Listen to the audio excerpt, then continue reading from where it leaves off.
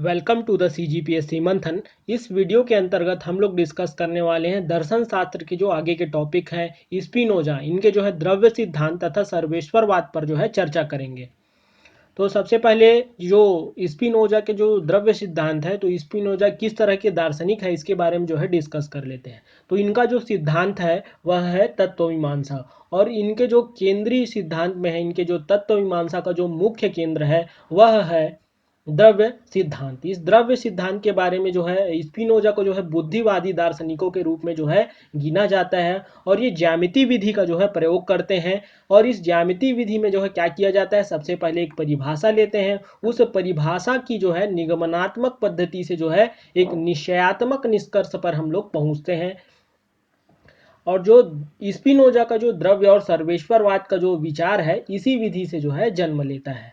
तो इनके अनुसार जो है स्पिनोजा एक बुद्धिवादी दार्शनिक है जो है ज्यामिति विधि का प्रयोग करते हैं। ज्यामिति विधि में पहले एक परिभाषा लेते हैं, फिर जो है निगमनात्मक पद्धति से एक निश्चयात्मक निष्कर्ष पर पहुंचते हैं, और इसी जो निश्चयात्मक निष्कर्ष के आधार पर ही जो है स्पिनोजा को जो द्रव्य और जो है सर्वेश्वरवाद की अवधारणा आधारित है। तो द्रव्य की परिभाषा, ये जो पिछले बार एग्जाम में पूछा गया था कि स्पिनोजा के अनुसार द्रव्य को परिभाषित कीजिए, तो उसमें जो है आप द्रव्य की परिभाषा में लिख सकते थे कि द्रव्य वह है जो अपनी सत्ता व ज्ञान के लिए स्वतंत्र है। आगे हम जो है इसकी विशेषताओं पे जो है चर्चा करेंगे।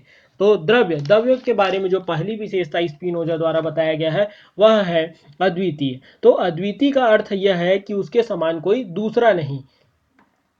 तो द्रव्य जो है अद्वितीय है क्योंकि स्वतंत्र वही हो सकता है जो एक है। स्वकारण अर्थात इसका जो है कोई कारण नहीं है।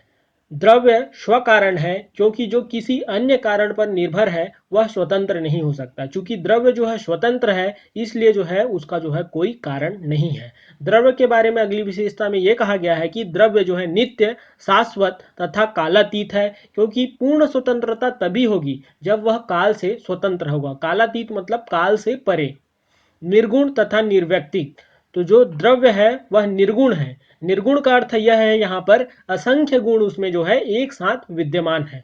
अपरिमित इनफाइनाइट, तो इनफाइनाइट का यहाँ पास मतलब यह है कि द्रव्य के लिए द्रव्य जो है अपरिमित है क्योंकि उसे जो है सीमित नहीं किया जा सकता।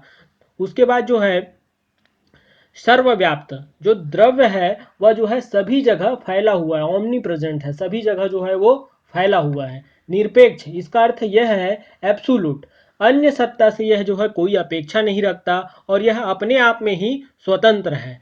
स्वयं सिद्ध, तो सेल्फ प्रूव्ड है। ज्ञान की दृष्टि से जो है द्रव्य स्वयं सिद्ध है, सिद्धता के लिए जो है कोई अन्य प्रमाण की आवश्यकता नहीं है।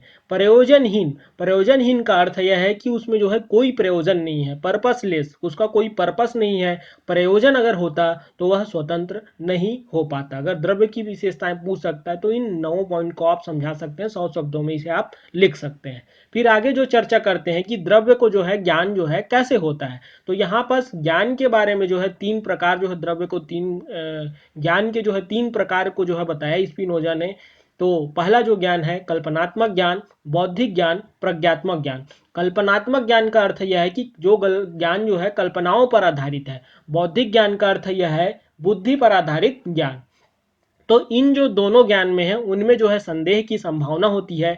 तीसरा जो ज्ञान है प्रज्ञात्मक ज्ञान, डिफरेंशियल ज्ञान, द्रव्य का वास्तविक ज्ञान जहां भेदात्मक ज्ञान समाप्त हो जाता है। मतलब द्रव्य के बीच जैसे अंतर जो है समाप्त हो जाएगा, वहां किसी के बीच जो है कोई अंतर नहीं होगा। तो और यही जो ज्ञान है वो जगत की समस्त वस्तुएं एक ही द्रव्य या ईश्वर से निगमित होती जान पड़ती है। यही ज्ञान जो है क्या कहलाएगा, प्रज्ञात्मक ज्ञान। द्रव्य का वास्तविक ज्ञान जहां पास भेदात्मक ज्ञान जो है समाप्त हो जाए, मतलब उनके बीच कोई अंतर ना रहे, तो ऐसा ही ज्ञान जो है क्या कहलाएगा, प्रज्ञात्मक ज्ञान। और इस प्रज्ञात्मक ज्ञान के जो है आधार पर अपन यह कह सकते हैं कि जगत की समस्त वस्तुएं एक ही द्रव्य या ईश्वर से जो है निगमित होती जान पड़ती है। अब इन्हीं जो विशेषताएं हैं, ये जो जितनी भी विशेषताएं हमने पढ़ी, इनके आधार पर जो है स्पिनोजा जो है द्रव्य की विशेषताओं को जो है अगर किसी प्रत्यय में जो है इनको जो है बताने कहा गया है स्पिनोजा को, तो इसी के आधार पर ये जो है ईश्वर को जो है उससे जोड़ देते हैं प्रत्यय को, और वहीं से जो है ईश्वरवाद की जो है अवधारणा आ जाएगी, और वह जो ईश्वरवाद की अवधारणा है वह कहलाएगी कहलाएगी सर्वेश्वरवाद। और ये आगे कहा गया कि ब्रह्म और ब्रह्मांड में जो है कोई अंतर नहीं है, मतलब ब्रह्म और ब्रह्मांड के बीच में कोई अंतर नहीं है, दोनों एक ही है। और ईश्वर और जगत में भी जो है कोई अंतर नहीं है, अर्थात द्रव्य ही ईश्वर है और ईश्वर ही जगत है। अंत में जो है आप निष्कर्ष के रूप में इसे लिख सकते हैं, द्रव्य ही ईश्वर है और ईश्वर ही जगत है। फिर यहीं से जो सर्वेश्वरवाद की अवधारणा आई, तो इसके बारे में जो ये सर्वेश्वरवाद शब्द है वह पैंथीज्म शब्द से बना है। इंग्लिश में जो इसका मतलब यही होता है, तो पैन प्लस थिज्म। तो पैन का जो अर्थ है सर्व, सर्व सर्व अर्थात सब कुछ, और थीज्म का अर्थ है ईश्वरवाद। तो इस सिद्धांत से जो है जो अर्थ जो निकलता है वह यह है, ईश्वर सब कुछ है और सब कुछ ईश्वर है।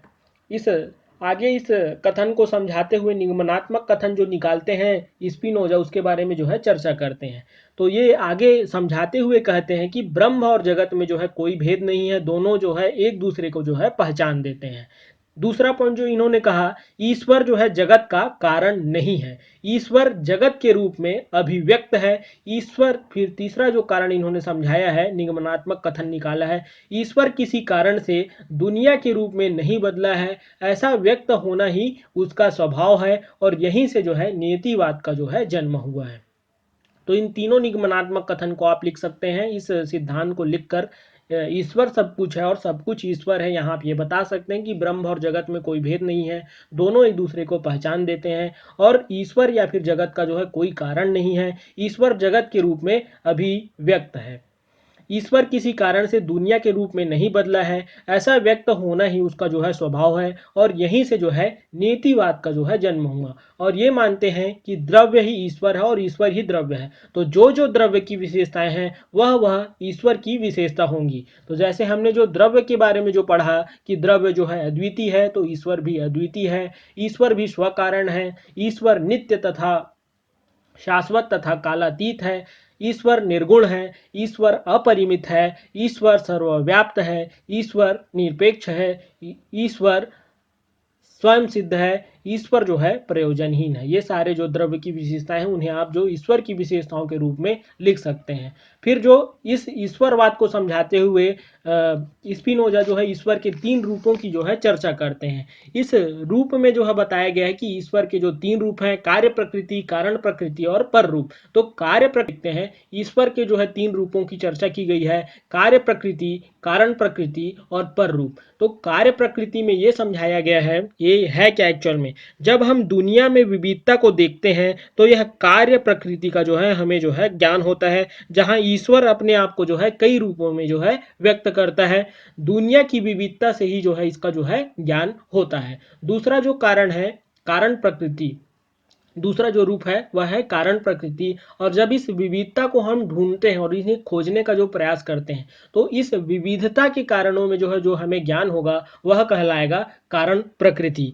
तीसरा जो रूप है, धीरे धीरे हम इस कारण को जो है खोजते हुए जो है प्रातीप ज्ञान की स्थिति में आ जाते हैं, और निगमनात्मक होते होते हमें जो है ईश्वर का जो है साक्षात्कार हो जाता है। और यही जो है तीसरा रूप है, इसे अब हम क्या कहते हैं, ईश्वर का निरपेक्ष रूप। और ईश्वर का जो निरपेक्ष रूप, पर रूप प्राप्त करना ही क्या है, जीवन का अंतिम लक्ष्य है। इस मतलब जो कारण प्रकृति को खोजते खोजते हम जो है प्रातीप ज्ञान की जो है प्राप्ति करते हैं, और उस प्रातीप ज्ञान के आधार पर हम जो है निगमनात्मक पद्धति से जो है उस ईश्वर का जो है साक्षात्कार करते हैं।